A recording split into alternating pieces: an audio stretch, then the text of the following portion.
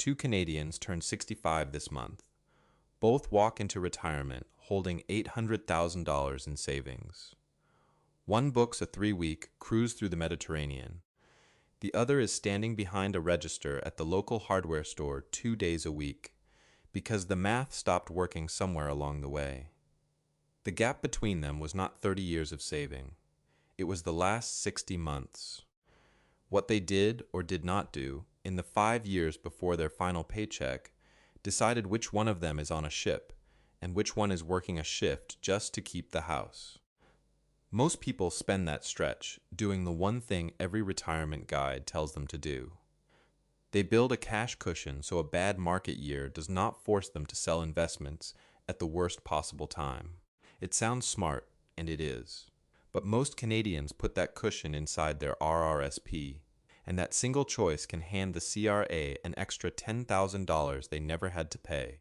I have watched people do this without realizing it, because nobody ever tells them the account matters just as much as the balance sitting inside it. If you are within 5 years of retiring in Canada, you are standing in what I call the red zone. It is the stretch where a bad sequence of returns, a badly placed cash wedge, or one unplanned repair bill can undo decades of careful saving.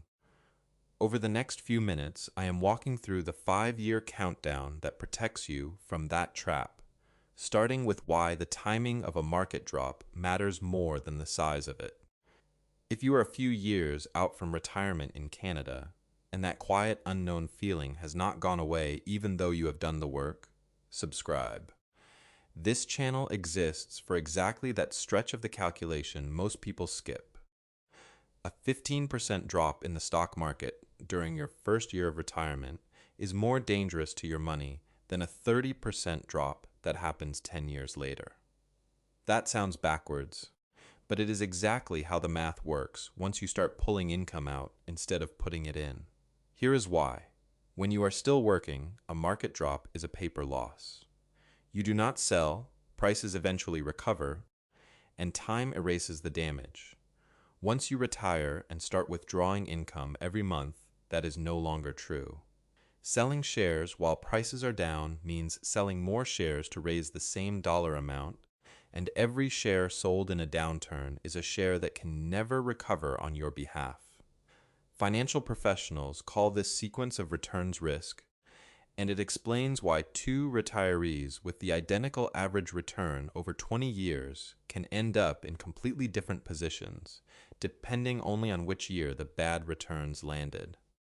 You are not a failed investor if the market drops the year you stop working.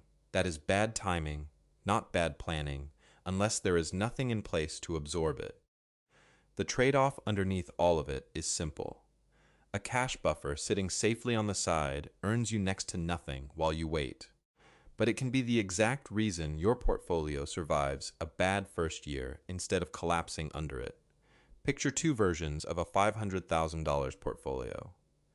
In the first, the market grows a steady 7% every single year. In the second, it drops 15% in year one, then averages 10% every year after that, which is actually a better long-run average than the first portfolio. On paper, the second portfolio looks like the winner, but because that retiree is withdrawing income from a shrinking balance in year one, the second portfolio runs out completely about 6 years earlier than the first one, even with stronger returns later on. That is the entire argument for building a cash buffer before you retire. So you are never forced to sell into a down market in the first place. But here is where almost everyone gets it wrong. They build that buffer, and then they park it inside their RRSP, which is exactly the wrong shelf to store it on. I will show you why that single mistake can cost more than $10,000 in the next section. Here is the account mistake that quietly costs Canadians real money in the years right before retirement. Say you need $50,000 in cash to cover 2 years of living expenses without touching your investments during a downturn. If that $50,000 sits in a TFSA or in a regular non-registered account, you withdraw $50,000, and that is exactly what lands in your bank account. Move the same $50,000 into an RRSP wedge instead, and the math changes completely. Every dollar pulled from an RRSP counts as fully taxable income the moment it leaves the account. At a modest 20% marginal tax rate, a $50,000 RRSP withdrawal only puts about $40,000 in your pocket. The other $10,000 goes straight to the CRA, and you cannot put that RRSP room back once it has been used. That is not a one-time inconvenience. It is a permanent gap of $10,000 on top of whatever tax bracket your other retirement income already sits in. I used to tell people to just have cash on hand and leave it at that. I was wrong about that. In the Canadian tax system, where you hold the cash matters just as much as having it, because an RRSP was built to be taxed on the way out, not on the way in. Here is the trade-off underneath all of it. Every dollar left inside an RRSP grows tax-deferred, which is valuable while you are still working and taxed at a higher rate than you expect to be in retirement. But that same shelter turns against you the moment you need a lump sum in a hurry, because the CRA collects on the full amount withdrawn, not just the growth on top of it. Ask yourself which bracket you will actually land in the year you need that money. CPP and OAS are already taxable income, and if a RRIF withdrawal is happening the same year, a $50,000 wedge withdrawal stacked on top of that can push you into a higher bracket than the 20% used in this example. The right account does not just save $10,000 in a clean case. In a stacked income year, it can save quite a bit more. 5 years out is the point to start redirecting. Stop reinvesting dividends inside your non-registered account, or your TFSA, and instead let that cash pool there to build your buffer. It grows more slowly outside the RRSP, but it comes out clean the day you actually need it. Once your cash sits in the right account, the next problem has nothing to do with taxes at all. It is sitting in your driveway and on your roof, and it is usually the thing that quietly wrecks a retirement in year 2. Your house and your car are the 2 biggest financial risks in the first 5 years after you stop working, and almost nobody budgets for them properly. 4 years out is the point to run what I call a home and auto audit. Walk through the roof, the furnace, the windows, and the vehicle you plan to retire with, and ask a blunt question: which of these will not make it another 5 to 10 years? Here is why the timing matters.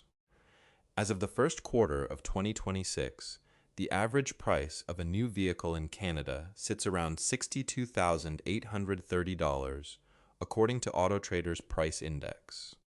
Wait until you are 2 years into retirement to replace an aging car, and you are financing that purchase on a fixed income with no T4 to show a lender, which makes qualifying for decent financing far harder.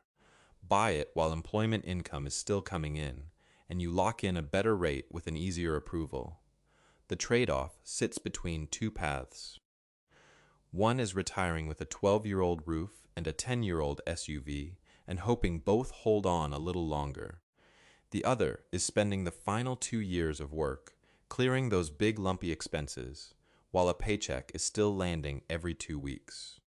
A $20,000 roof failure in year 2 of retirement is not just an inconvenience. Pulled from an investment portfolio during a down market, using the exact sequence risk covered earlier, it can knock years off how long that money actually lasts. None of this is about being extravagant. It is about not letting a leaking roof or a failing transmission become the reason you have to go back to work. Think about the last big repair bill that showed up without much warning. A furnace, a set of tires, a leaking basement. Retirement does not make those bills disappear. It only removes the paycheck that used to absorb them without much thought, which is exactly why the timing of the audit matters as much as the audit itself. None of this needs to happen all at once either. A roof inspection this year, a mechanic's honest opinion on how many years the car has left next year, even a rough handwritten list on the fridge, all of it turns a vague worry into a plan with an actual number attached to it. Once the house and the car are handled, there is a different kind of risk still waiting, and it has nothing to do with money at all. It is the fear that the math itself is lying to you. Even people with more than $1 million saved can feel terrified to actually stop working, and it usually has nothing to do with the numbers on the page. I call it the anxiety of enough, and it is one of the most common feelings I run into with people who have technically already won the retirement math. The fix is not another spreadsheet. It is a rehearsal. For the 12 months before you retire, live on exactly what your retirement income is projected to be. If your plan says $5,000 a month will cover your life in retirement, run your actual bank account on $5,000 a month right now, while you are still earning more than that. Take everything earned above that $5,000 and move it straight into your cash wedge. You are not just testing whether the number works. You are building the exact buffer covered earlier, using money you would have spent anyway. The rehearsal only works if it is honest. That means covering the property tax bill, the car insurance renewal, and the pharmacy co-pay along with the groceries, not just the easy spending. Anyone can live on $5,000 a month for a weekend. Living on it for 12 straight months, through every irregular bill that only shows up once or twice a year, is what actually tells you the truth. Ask yourself honestly whether you have ever tracked a full 12 months of spending before, irregular months included, or whether your retirement number has really just been an average pulled from memory. It is completely normal to feel like you are stepping off a ledge the week before your last paycheck, even when every projection on paper says you are fine. That feeling does not mean the plan is wrong. A rehearsal like this replaces some of that fear with 12 months of real data instead of a guess. I remember a client who ran this exact rehearsal and realized halfway through that he was spending close to $400 a month on what he called convenience coffee, the drive-through stop he made every morning because he could not stand his commute. Once he actually retired, the commute disappeared, and so did the spending. He needed thousands of dollars less per year than his own plan assumed, and the only reason he found that out ahead of time was the rehearsal itself. Small leaks like that are common, and you will not find them by staring at a projection on a screen. You find them by actually living inside the number for a while. The rehearsal tells you what you will actually spend. It does not warn you about the one number the government watches closely if you decide to keep working part-time after you retire. Picture this. You retire at 65, start collecting OAS, and pick up a couple of shifts a week somewhere just to stay busy and bring in a bit of extra income. It feels responsible. It can also quietly trigger the OAS recovery tax, better known as the clawback. As of the 2026 benefit year, that clawback starts once your net world income crosses $95,323. Above that line, you lose 15 cents of every dollar of OAS for every dollar earned past the threshold. Stack RRIF withdrawals, CPP, and a part-time paycheck together, and it is easier to cross that line than most people expect, especially in the same year other accounts are also being drawn down. This is not a penalty for working.